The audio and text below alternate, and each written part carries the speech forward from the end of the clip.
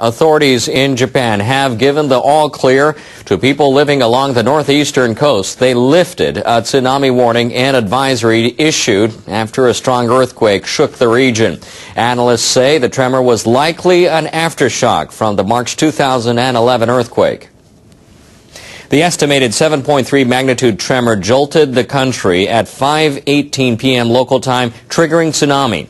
It struck off the Sanriku coast in the Tohoku region. This is the same part of Japan that was hit by last year's quake.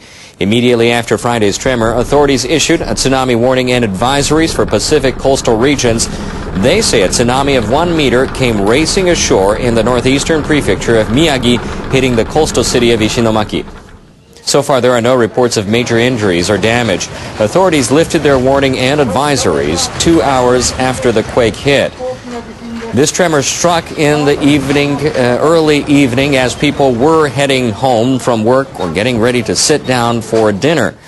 As we mentioned, meteorological agency spokespersons say they believe it was an aftershock of the March 11th earthquake. We felt the tremor here in Tokyo. Buildings swayed for a number of minutes. Several waves of up to 1 meter reached the coast of northeastern Japan just after 6 p.m. Japan's meteorological agency says the highest wave measuring 1 meter hit the coast of Ishinomaki and Miyagi Prefecture. Waves measuring 40 centimeters reached the port of Sendai, also in Miyagi Prefecture, and Soma in Fukushima Prefecture. Other waves measuring at least 20 centimeters were recorded along the coast of northeastern Japan. There are no reports of damage at the Fukushima Daiichi nuclear plant. Some workers were evacuated to higher ground, though, as a precaution. Now, the operator of the Onagawa nuclear plant, located further north along the coast, says the situation there is also stable. Some workers were also evacuated. Now, bullet train or Shinkansen services linking the Japanese capital to Aomori, Niigata, and Nagano have been suspended. Services along the Tokaido line between Tokyo and Osaka have resumed after a temporary suspension. Now, this is the same part of Japan that was hit by the March 2011 disaster. Along with issuing a tsunami warning for coastal regions in Miyagi, authorities also issued tsunami advisories for other northeastern or eastern prefectures, Iwate, Fukushima, Ibaraki, and the Pacific coast of Aomori. Officials have been urging people over and over again to get to higher ground right away. This strong earthquake hit early evening as people were heading home from work or getting ready to sit down for dinner.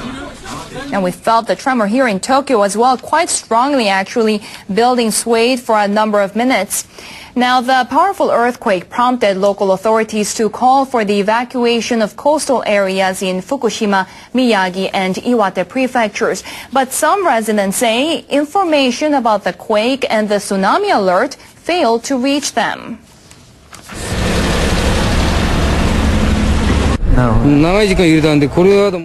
The shaking lasted for a long time, but I didn't hear any information from the municipality. I decided to evacuate on my own.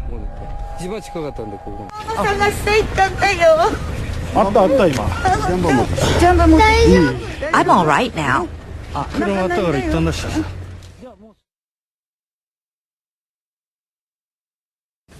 Tokyo Electric Power Company says there are no reports of damage at the Fukushima Daiichi nuclear plant. Tokyo Electric Power Company says there are no reports of damage at the Fukushima Daiichi nuclear plant.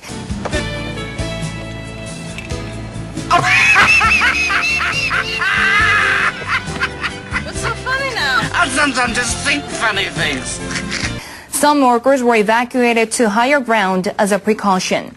The operator of the Onagawa nuclear plant, located further north along the coast, says the situation is stable. Some workers there were also evacuated.